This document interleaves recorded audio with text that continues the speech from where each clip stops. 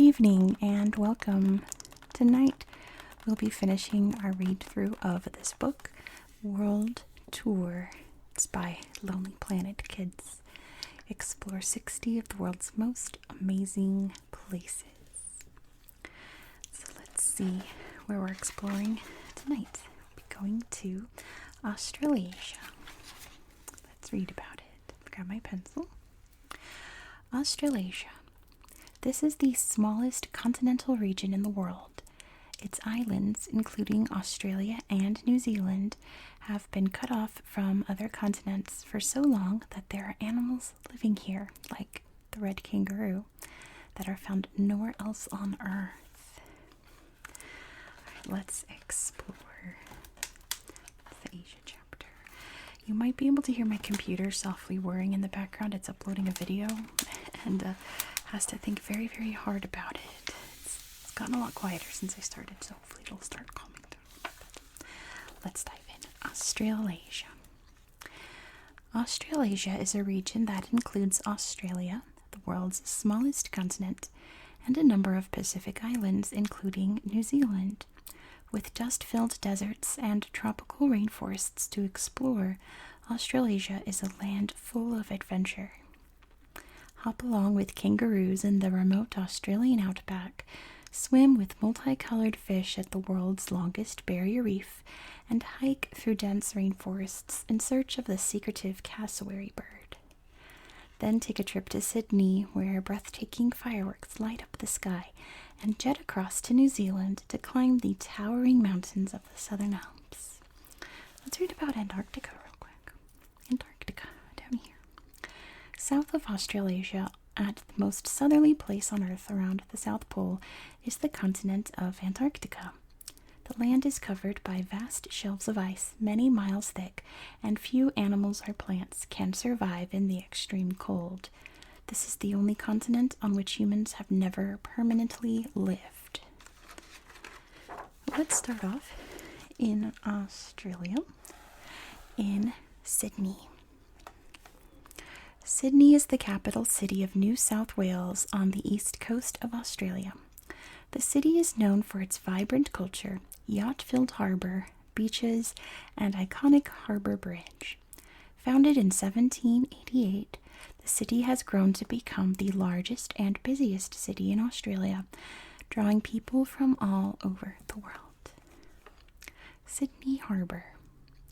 With sandy beaches, walkways, and green gardens lining its shores, Sydney Harbour is a beautiful place to take a stroll. New Year's fireworks. Most years, Sydney holds one of the biggest annual events in the world, with around 9 tons of fireworks lighting up the skies. 1 million. The number of spectators that gather in Sydney Harbour on New Year's Eve to watch the dazzling firework displays. Multicultural. Of the 5 million people that live in Sydney, more than 2 million were born in other parts of the world. Great heights. The Sydney Harbour Bridge is around 440 feet tall. Its exact height varies by up to 7 inches, depending on the temperature. Sydney Harbour is home to the oldest sailing event in the world, which has been held since 1837. Sydney Opera House. On the edge of the harbour water is Sydney Opera House, where people can enjoy music, opera, dance, theatre, and comedy. The building took 10,000 construction workers 14 years to build and was finally completed in 1973. And 250. The number of languages spoken in Sydney, with some of the most common being English, Cantonese, Arabic, and Greek. Okay, we're going to stay in Australia to visit the Daintree rainforest. In the northeast corner of Australia, the Daintree rainforest is a magical landscape that is bigger than the city of Sydney. With soaring mountains, tumbling waterfalls, fast-flowing streams, and extraordinary wildlife, there's plenty to explore here. The forest is millions of years older than the Amazon and home to a rare and endangered bird called a cassowary, which hides deep in the forest. 180 million years old, the age of the Daintree rainforest, making it the oldest tropical rainforest in the world. Giant birds. The female cassowary bird can reach 6.5 feet tall, which is taller than most adult humans. These prehistoric-looking birds have large, bristly wings but cannot fly, and dagger-sharp claws that they use to defend their nests. Two natural wonders. At the northern edge of the Daintree rainforest, the tropical trees meet white sand beaches. Beyond the shoreline, a beautiful coral reef stretches out to sea. Heavy egg. Cassowary eggs weigh around 1.3 pounds and are the third largest of all bird eggs. Kukuyalanji people. For over 9,000 years, Aboriginal people have lived in the rainforest. Songs, stories, and traditional skills like spearfishing and catching crabs have been passed down by these people for thousands of years. 3,000. The number of plant species that grow in the Daintree rainforest, and these plants are home to at least 12,000 species of insects. Saltwater crocodiles. Along winding waterways, saltwater crocodiles lie in wait for prey. With the strongest bite of any animal, their huge jaw muscles bulge out on either sides of their heads. Look at them working down there. Let's see, we're going to stay in Australia to visit the outback. The Australian outback spans across the dry heart of central Australia, encompassing rusty red sand dunes, grey stone mountains, and remote desert landscapes. In the Northern Territory, the New Haven Wildlife Sanctuary provides a safe home for many of the native and endangered species of the outback. Australia's largest native land animal, the red kangaroo, lives here in small groups called mobs. 1,012 square miles, the size of the wildlife sanctuary, which is surrounded by a fence to protect the native wildlife from feral cats and foxes. Uluru. Located in the south of the Northern Territory, Uluru is a massive sandstone rock standing 1,142 feet high, which is taller than the Eiffel Tower in Paris. Uluru is a sacred place for the local indigenous people who have lived in the area for 30,000 years. The scenery at New Haven Wildlife Sanctuary varies from copper red sand dunes to crusty salt lakes and prickly low-lying shrubs. 174. The number of bird species in New Haven Wildlife Sanctuary. Marsupials. Australia is home to 250 species of marsupial, including kangaroos, koalas, and wombats. After birth, a marsupial baby lives in a pouch on its mother's belly until it is strong enough to stand by itself. Wild camping.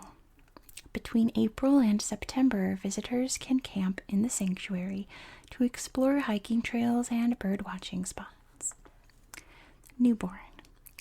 A baby kangaroo, or joey, is blind and hairless when it is born. At just 1 inch in length, it is about the same size as a grape. Camels.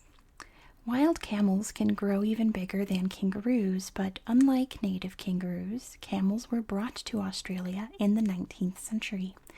Today, there are more than 1 million feral camels living wild in Australia's deserts. I think I remember a fact that there's more camels in Australia than in, the Middle East. Something like that. Still in Australia, we're going to visit the Great Barrier Reef. As the world's largest coral reef system, the Great Barrier Reef is one of the natural wonders of the world. It stretches right along the coast of Queensland in northeast Australia and is home to a variety of ocean habitats. Here you can explore the coral reef by boat or swim and dive alongside extraordinary wildlife. 1,400 miles. the length of the Great Barrier Reef, which is bigger than the UK, Switzerland, and the Netherlands combined. Reefs and islands. The Great Barrier Reef is made up of 3,000 separate reefs and 900 islands. 115 feet. The depth of water near the shoreline, but in the outer reefs the seabed slopes down to a depth of 6,600 feet. Rainbow colors. More than 1,500 species of colorful fish live in the Great Barrier Reef, which is 10% of the world's fish species. They include clownfish, blue tang, and regal angelfish. Someone's yelling outside, I apologize. Sea turtles. These gentle creatures can live up to 80 years and have existed since prehistoric times. I found Nemo. More than 30 species of dolphins and whales feed and play around the reef, including bottlenose dolphins and humpback whales. Underwater worlds. You can snorkel and scuba dive in many amazing habitats around the Great Barrier Reef, exploring coral reefs, sandy banks, and seagrass meadows. Habitat loss. The Great Barrier Reef is under threat due to human actions and climate change. Rising sea temperatures are damaging the coral reefs, bleaching the coral, which means turning it white, and destroying this precious natural habitat. Colorful coral. There are around 600 types of coral living in the Great Barrier Reef. Corals are formed by the skeletons of tiny creatures called polyps. The bright colors are produced by algae that live within the polyps. A single polyp can begin an entire reef. And let's head over to New Zealand to visit the Southern Alps. Located in the southwestern Pacific Ocean, New Zealand is made up of two islands, the North Island and the South Island. The South Island is the largest and home to glistening lakes, creaking glaciers, and the country's longest mountain range, the Southern Alps. Majestic mountains. The Southern Alps are a chain of rugged, snow-capped mountains that stretch for 300 miles. Many peaks are over 9,800 feet high. Serene Lake. People come to watch native birds and fish for salmon at Lake Maupurika, which is the largest lake on the west coast of South Island. Antarctica. Less than 3,100 miles away from New Zealand's South Island is the ice-covered continent of Antarctica. This is the most southern place on Earth and the location of the South Pole. Antarctica is an extreme frozen environment with very few people, but emperor penguins roam wild across the ice. 12,218 feet, the height of Aoraki, or Mount Cook, which is the highest mountain in New Zealand. New Zealand was first settled by humans 700 years ago when Maori people arrived from Polynesia. 14,000 years ago, when Lake Maupurika was formed from a giant block of ice left behind by a melting glacier. Native birds. The Southern Alps are a bird watcher's paradise. The kea, a large alpine parrot, and the New Zealand falcon can be seen flying above the landscape, whereas the flightless kiwi, New Zealand's national animal, can be seen rooting around at ground level. 1 inch. The length of a kiwi's wings, which means it can't fly, although it can outrun most humans. Nose to the ground. Kiwis are the only birds with nostrils at the end of their beaks. They use them to sniff out food among fallen leaves. And I think that's the last page in the book. It most certainly is. So that is the end of our book for tonight. Thank you so much for watching. I do hope that you found this video relaxing and educational. And I hope that you have a very good